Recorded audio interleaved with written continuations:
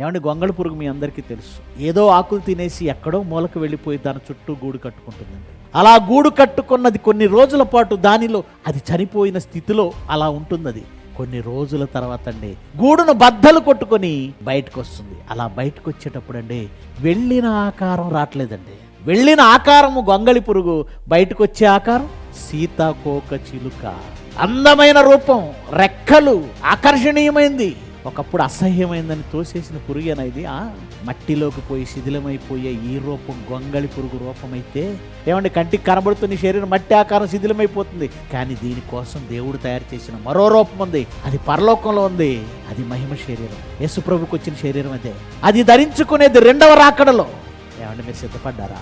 దేవుడు మిమ్మల్ని సిద్ధపరచడానికి టైం ఇస్తున్నారా? అవకాశం ఇస్తున్నారా? ఆయన ఎందుకు సిద్ధపరచాలి? నువ్వేం చేస్తున్నావని సిద్ధపరచాలి? ఎందుకు ఇవ్వాలి? ఈ మహిమ దేహాన్ని ఎందుకు ఇవ్వాలి? ఈ నివాసం నువ్వు తెచ్చుకోవాలంటే ఆయనలా బ్రతకండి.